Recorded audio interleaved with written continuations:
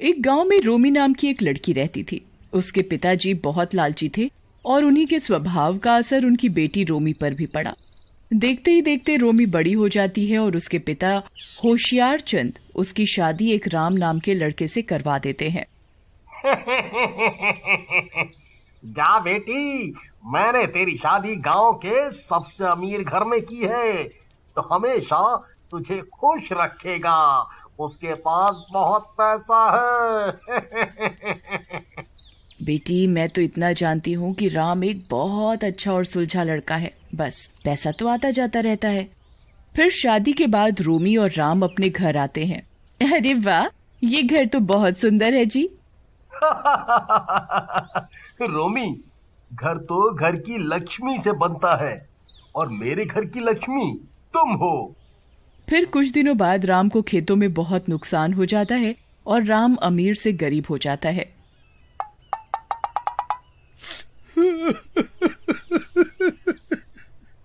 और वो दोनों एक किराए के छोटे से मकान में रहने लगते हैं। कुछ समय बाद उनके 2 बच्चे राहुल और पिंकी होते हैं और एक दिन रोमी और राम दोनों बच्चों को स्कूल से लेकर घर आ रहे होते हैं। बच्चों, तुम घर जाओ, मैं अभी आती हूँ तुम्हारे पापा से बात करके। ठीक है माँ। क्या मामा करते रहते हो? मुझे मॉम ही बोला करो, अमीरों की तरह, समझे? कितनी बार तुम्हें समझाया है। चलो जाओ अब। क्या हुआ पत्नी जी, इतना गुस्सा क्यों करती हो? वारी किस्मत, ये क्या खेल दिखाया तूने? इस सादे से घर में तो मेरा दम घुटता है। पता नहीं कब पैसा आएगा हमारे पास। देखो ना जी, ना हमारे पास एसी है, ना बच्चों को अच्छे अंग्रेजी स्कूल में डालने के पैसे। अरे तुम परेशान क्यों होती हो? जरूरत का सब तो है हमारे पास। जिंदगी ठीक ही गुजर रही है। रहने दो जी, तुम्हें तो पैसा कमाना आता ही नहीं। उनकी ये सारी बातें पेड़ पर बैठी एक चुड़ैल सुन रही होती है। चुड़ैल तो मैं हूँ, लेकिन इस लड़की की हरकतें बिल्कुल चुड़ैल जैसी ही है।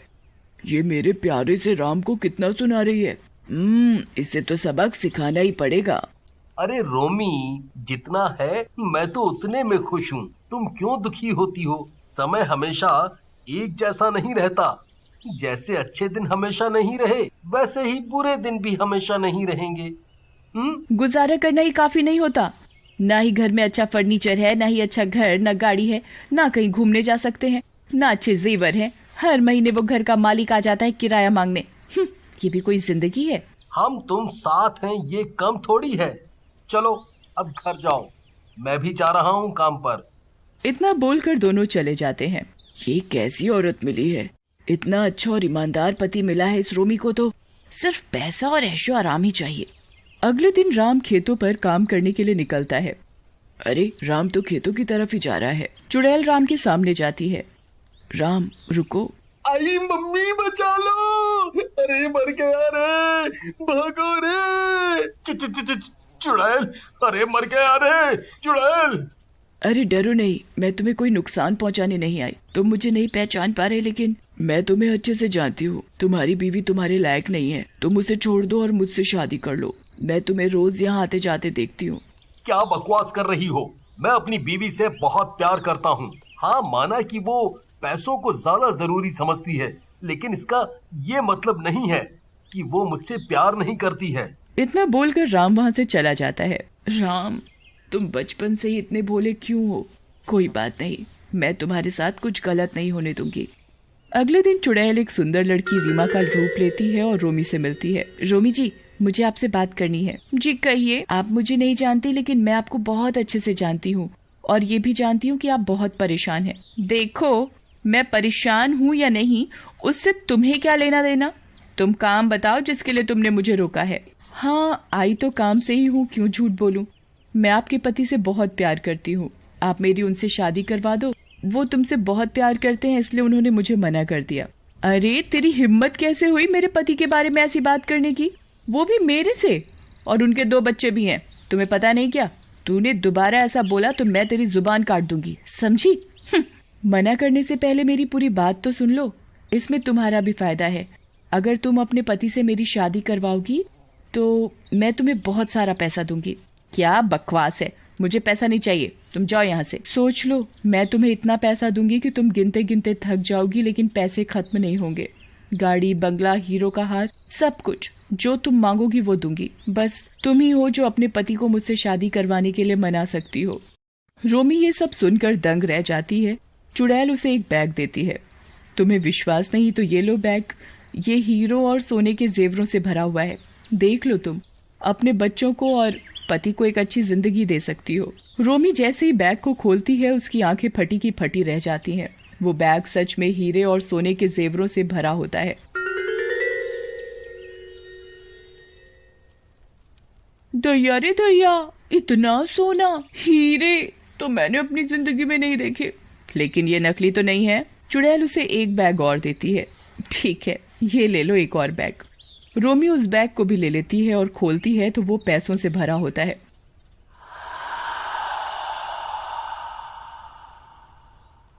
अरे ये तो असली पैसे हैं। लेकिन तुम हो कौन? तुम आम खाओ, गुठलियों के दाम मत पूछो। तुम अपने पति से मेरी शादी करवा दो। तुम्हें पैसा चाहिए और मुझे तुम्हारा पति। रोमी को कुछ समझ नहीं आता। एक तरफ वो राम से बहुत प्यार करती है और दूसरी तरफ जिंदगी सुधारने के लिए पैसों को भी जरूरी समझती है। क्या हुआ? क्या सोचा तुमने? मैं घर जा रही हूँ, ये बैग तुम ले लो। नहीं, ये तुम रखो और मुझे कल सोच कर बताना। मैं तुम्हें कल खेतों में मिलूंगी। रोमी घर चली जाती है और सारी रात सो नहीं पाती। अगली सुबह वो राम से बात करती है।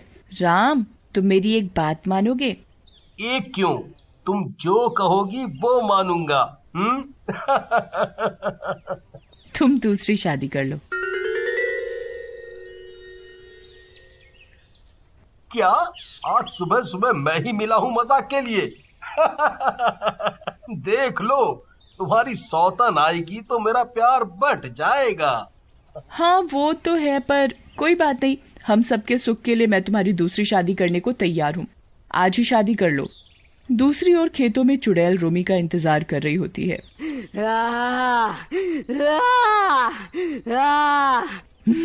मुझे बहुत गुस्सा आ रहा है। पता नहीं ये रोमी कब आएगी। मैं ही इसके घर चली जाती हूँ। इस बार मैं राम को नहीं छोड़ने वाली। बचपन का प्यार है मेरा राम। पहले भी राम ने मुझसे शादी नहीं की और मैंने आत्महत्या कर ली, लेकिन क्या फायदा हुआ। आज भी मैं राम के लिए तड़प रही हूँ। अब राम मिलेगा मुझे तभी सुकून मिलेगा।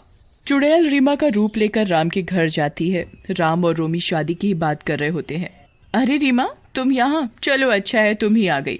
देखो जी, ये है रीमा। बहुत अच्छी लड़की है और बहुत पैसे भी दे रही है। हमारा जीवन सुधर जाएगा। आप इससे शादी कर लो। अब समझा, तुम्हारा दिमाग खराब तो नहीं है। मैं कभी दूसरी शादी नहीं करूंगा। मेरे लिए परिवार जरूरी है, पैसा नहीं। मुझे अब तक लग रहा था कि तुम मजाक कर रही हो। नहीं, मैं मजाक नहीं कर रही जी। इतने में होशियार चंद और रोमी की माँ भी आ जाते हैं। अरे वाह, इतना पैसा लाई है तो दामाद जी शादी कर लो। दोनों बहनों की तरह रहेंगी साथ में।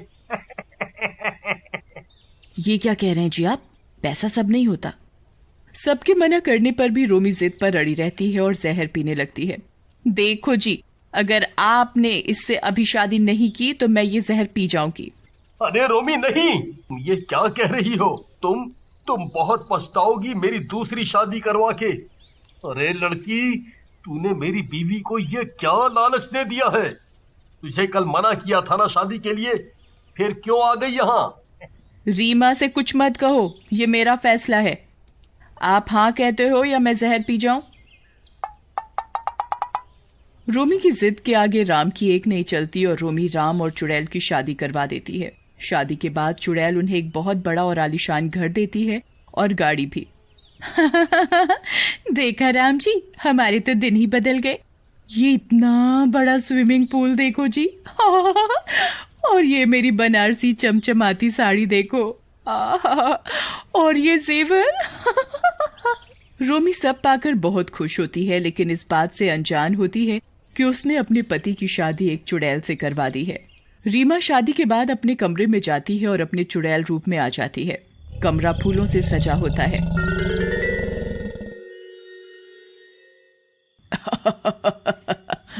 मैंने जो चाहा वो मुझे आज मिल ही गया। राम जल्दी आओ, मैं अपनी सुहाग रात के लिए तुम्हारा इंतजार कर रही हूँ। आगे की कहानी देखने के लिए कमेंट जरूर करें।